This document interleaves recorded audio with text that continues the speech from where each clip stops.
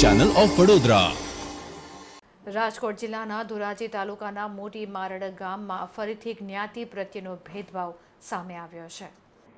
ગામના અનુસૂચિત જાતિના મહિલા સરપંચ શર્મિલા ચાવડાએ ગામના જ ઉપસરપંચ સામે ગંભીર આક્ષેપો લગાવ્યા છે। મહિલા સરપંચનો આક્ષેપ છે કે મોટી મારડ ગામના ઉપસરપંચ દ્વારા અનુસૂચિત જાતિની મહિલા સાથે જ્ઞાતિ પ્રત્યેનો ભેદભાવ રાખી વર્તન કરવામાં આવી રહ્યું છે।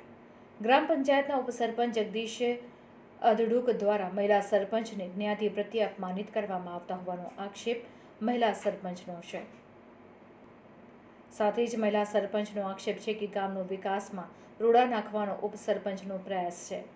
મહિલા સરપંચનો આ સાથે એ પણ આક્ષેપ છે કે ઉપસરપંચ દ્વારા ગામમાં ગોચર જમીનમાંથી માટીનું ખનન કરવામાં આવતું હતું। માટી ખનન રોકવાના ખાર રાખીને ઉપસરપંચ દ્વારા માટી ખનન રોકવાનું ખાર રાખી ઉપસરપંચ દ્વારા મહિલા સરપંચને હેરાન કરવામાં આવી રહ્યા છે। ત્યારે મહિલા સરપંચે જિલ્લા પોલીસ વડા અને તાલુકા વિકાસ અધિકારી, જિલ્લા કલેક્ટર સહિત તમામને લેખિતમાં પત્ર લખી જવાબદાર સામે કાર્યવાહી કરવાની માંગ કરી છે। આ પત્ર લખવાનું કારણ એટલું જ છે કે હું છેલ્લા 2 વર્ષથી મોટી મારડ ગ્રામ પંચાયતમાં સરપંચ તરીકે જ્યારથી ચૂંટાઈને આવી છું ત્યારથી જ અમારા જે ઉપસરપંચ છે જગદીશભાઈ રતનસિંહભાઈ અધડુકે અવારનવાર મને હેરાન પરેશાન કરી અને માનસિક ત્રાસ આપી રહ્યા છે। તેમજ તેમની સાથે અમુક સભ્યો પણ જોડાયેલા છે અને અમુક એમના મળતિયાઓ પણ છે। તો આ રીતનો જ્ઞાતિગત ભેદભાવ રાખી અને મને મારું જે પંચાયતનું જે શાસન છે ચલાવવામાં ખોટી રીતના અવરોધ ઊભો કરી રહ્યા છે। અવારનવાર એ ખોટા અરજી અહેવાલો કરી અને મને માનસિક ટોર્ચર કરે છે। તેમજ મારા વિકાસના જે કામો હું કરતી હોઉં એમાં પણ એ અવરોધ ઊભો કરી રહ્યા છે।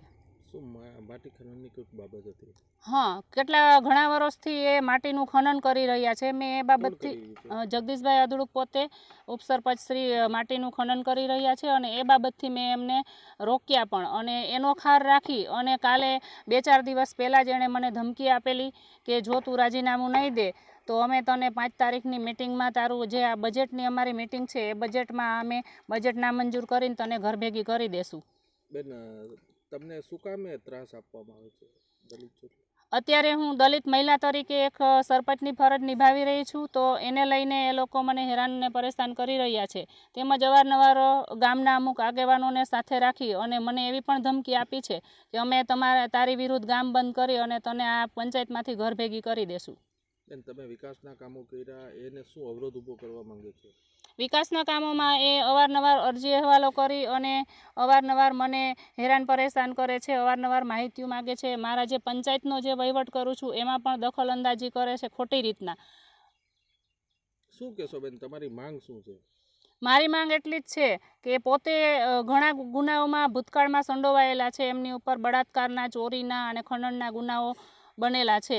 તો મારી માંગણી એટલી જ છે કે હું એક દલિત મહિલા સરપંચ તરીકે અત્યારે ફરજ નિભાવી રહી છું તો મારી ફરજમાં એ ખોટી રીતના રૂકાવટ ના કરે અને મારી જે કાંઈ આ માંગણી છે સંતોષવામાં નહીં આવે તો હું આત્મવિલોપન કરીશ, નહીતર પછી હું આત્મવિલોપન નહીં કરું। બેન, શું કહેશો, તમે કોને કોને ફરિયાદ કરી છે આ બાબતે? હાલમાં મેં ડીડીઓ સાહેબ, કલેક્ટર સાહેબ, પ્રાંત સાહેબ અને મામલતદાર સાહેબ તેમજ ટીડીઓ સાહેબને મેં મારી ફરિયાદ કરેલી છે। ફરિયાદ કરી છે કે મને આ રીતની હેરાન પરેશાન કરી રહ્યા છે અને આ લોકોને તમે સમજાવો અને આની ઉપર એક્શન લ્યો। બેન, ખાસ કરીને જાતિ બાબતે હેરાન કરી છે? ખાસ કરીને હું દલિત મહિલા હોવાથી મને જાતિગત ભેદભાવ રાખી અને અવારનવાર ટોર્ચર કરી રહ્યા છે। બેફામ ગાળો મને ગમે ત્યારે આપે છે, એમના પણ મારી પાસે એવિડન્સ છે।